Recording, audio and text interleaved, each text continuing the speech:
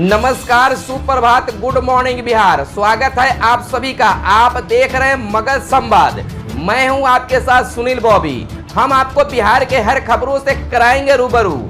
वो बात चाहे सरकार की हो या जनता की सरोकार की, या फिर हो बच्चों के भविष्य की या कर्मचारियों की से जुड़ी खबर।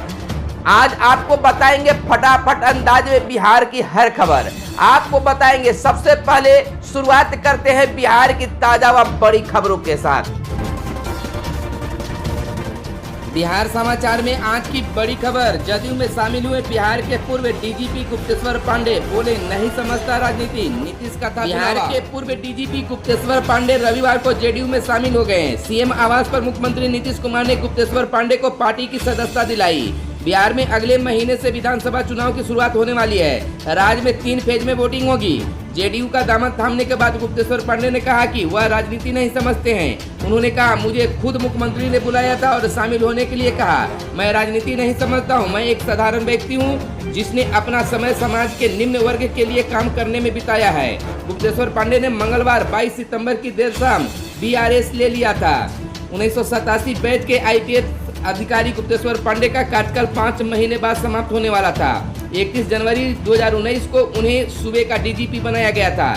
राज्य के पुलिस महानिदेशक के रूप में गुप्तेश्वर पांडे का कार्यकाल 28 फरवरी 2021 को पूरा होने वाला था। बताते चले कि फेम इंडिया नाम की संस्था ने डीजीपी गुप्तेश्वर पांडे को देश के 50-34 भारतीयों की सूची में टॉप 10 में शामिल किया था। यह सर्वे फेम इंडिया द्वारा साल 2020 के लिए किया गया था, जिसमें डीजीपी गुप्तेश्वर पांडे ने टॉप 10 में जगह बनाई है। अलग अलग कैटेगरी में देश भर के विभिन्न क्षेत्रों के प्रबुद्ध लोगों की राय और ग्राउंड रिपोर्ट के आधार पर बनाकर किए गए हैं। इसकी घोषणा होने के बाद से शहर में पिछले 2 दिनों में जगह जगह दर्जनों होर्डिंग लगाए गए हैं। गुप्तेश्वर पांडे की तस्वीर के साथ बने इस पोस्टर को भी चर्चा का बिंदु बनाया गया है। वहीं बिग बॉस और गैंग्स ऑफ वासेपुर फेम दीपक ठाकुर ने अपने इंस्टाग्राम अकाउंट पर तस्वीर पोस्ट की है। इसके म्यूजिक वीडियो पर भी बहस हो रही है। इधर बताते चले कि बिहार विधानसभा चुनाव की तारीखों का ऐलान हो चुका है। चुनाव आयोग विधानसभा चुनाव को 3 फेज में करवाने जा रहा है। वैश्विक महामारी कोरोना संक्रमण के चलते चुनाव में कई तरह के बदलाव देखने को मिलने लगे हैं। 28 अक्टूबर को पहले फेज की वोटिंग होगी, जबकि दूसरे चरण का मतदान 3 नवंबर का होगा। तीसरा और अंतिम फेज का मतदान 7 नवंबर का होगा।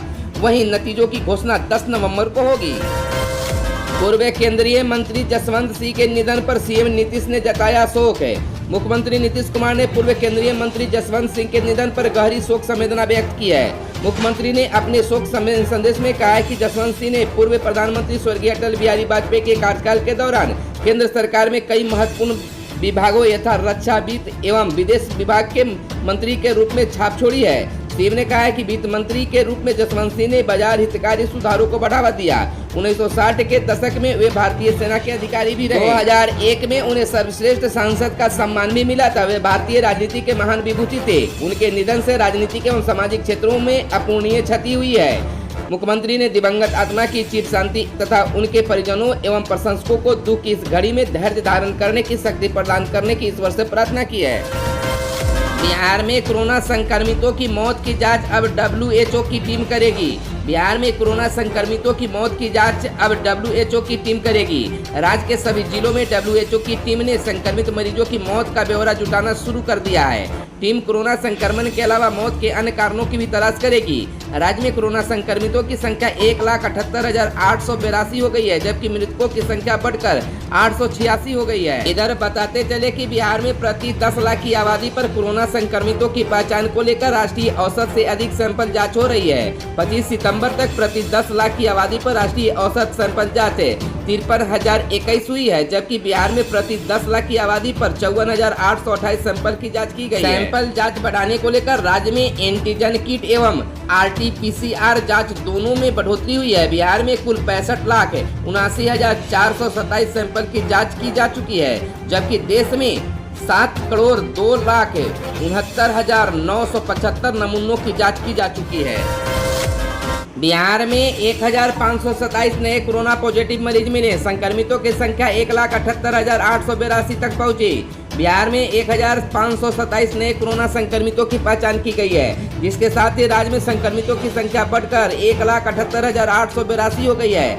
राज्य के 2 जिलों में 100 से अधिक कोरोना संक्रमितों की पहचान की गई है। पटना में सर्वाधिक 261 और पूर्णिया में 116 नए कोरोना संक्रमित मरीज मिले हैं। आईपीएल में पाक क्रिकेटरों के नहीं खेलने पर झलका शाहिद अफरीदी का दर्द, ऐसे किया बयान।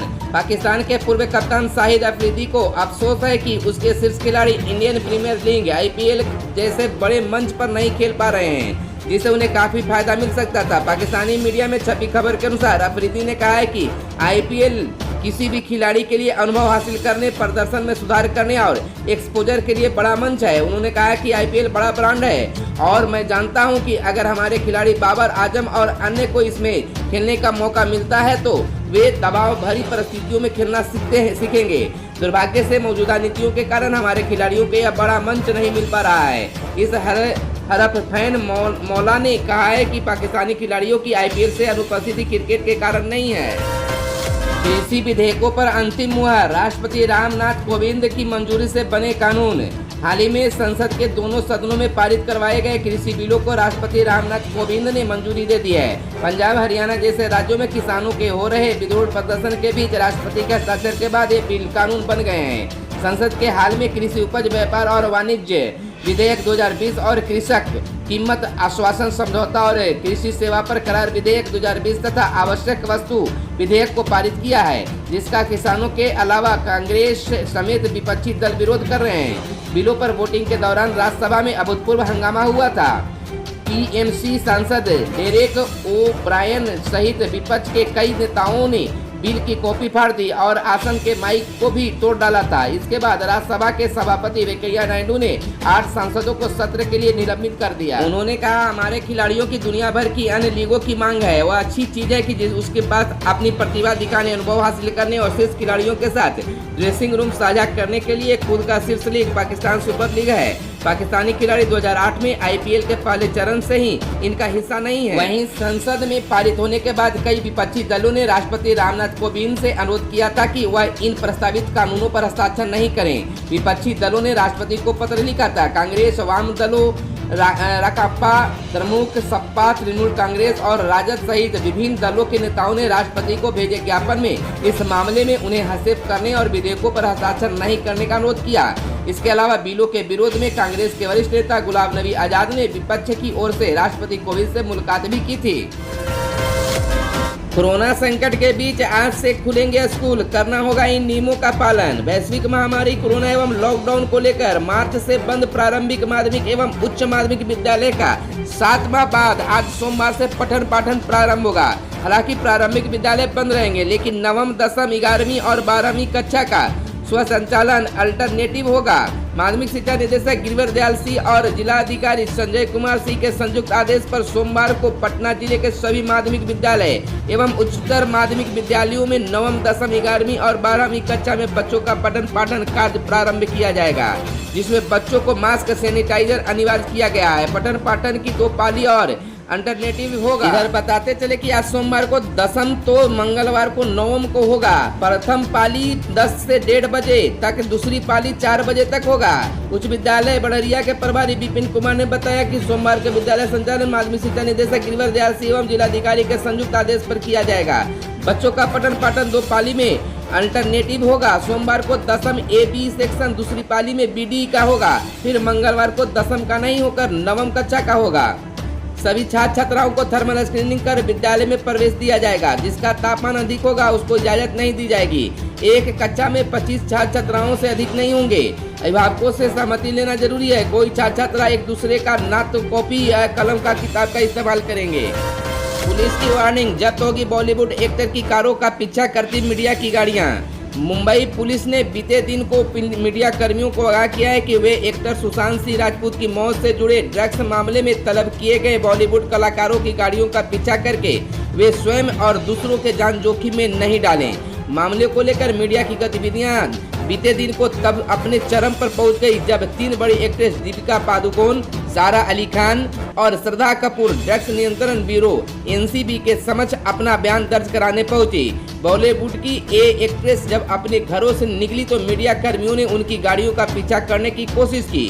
पादुकोण और कपूर तो सुबह मीडिया की गाड़ियों से बच निकलने में कामयाब रहे, लेकिन सारा अली खान का पीछा किया गया। इसके बाद मुंबई पुलिस को चेतावनी जारी करनी पड़ी। इधर बता दें कि पुलिस उपायुक्त जोन 1 संग्राम सिंह ने निशानदार ने मीडिया कर्मियों से आग्रह किया है कि वे बॉलीवुड एक्टर की गाड़ियों का पीछा नहीं करें, क्योंकि इससे उनके जीवन के साथ साथ सड़क पर आम लोगों की जिंदगी को भी खतरा हो सकता है। अजय देवगन ने लिखी प्यारी पोस्ट, न्यासा मेरी सबसे बड़ी कमजोरी और ताकत है। बॉलीवुड एक्टर अजय देवगन और उसकी पत्नी काजोल अपने परिवार को मीडिया की चकाचौंध से बचाकर रखना पसंद करते हैं, लेकिन खास मौकों पर देवगन खुद अपने बच्चों के बारे में बताते हैं। इस बार अजय देवगन ने बेटी न्यासा देवगन के लिए दिल को छू लेने वाली पोस्ट शेयर की है। डॉटर्स डे पर अजय देवगन ने 15 साल की बेटी न्यासा के लिए स्पेशल पोस्ट लिखी है। देवगन ने डॉटर्स डे पर रविवार को अपने फैंस को विश करने के लिए अपनी बेटी निशा की एक तस्वीर शेयर की। अजय ने प्यार भरे अंदाज में लिखा है कि उनकी बेटी उनकी सबसे तेज तर्रार आलोचक और उसकी सबसे बड़ी कमजोरी है। अजय देवगन काजोल अजय देवगन की बेटी न्यासा तस्वीर साझा करते हुए उन्होंने लिखा, मेरी बेटी निशा में कई गुण हैं। वह मेरी सख्त आलोचक, मेरी सबसे बड़ी कमजोरी और ताकत भी है। वह एक युवा वयस्क है, लेकिन काजोल और मेरे लिए वह हमेशा हमारी बच्ची रहेगी। Happy daughters day. एक सोलो इमेज में उत्सव के कपड़े पहने हुए निशा को घास पर बैठे दिखाया गया है। आज बस इतना ही। अगर यह वीडियो आप हमारे फेसबुक पेज पर देख रहे हैं तो फेसबुक पेज को लाइक कर लें। अगर यूट्यूब पर देख रहे हैं तो हमारे चैनल को कर ले सब्सक्राइब, ताकि बिहार की खबरों से आप रहें अपडेट। धन्यवाद। जय हिंद, जय भारत, वंदे मातरम।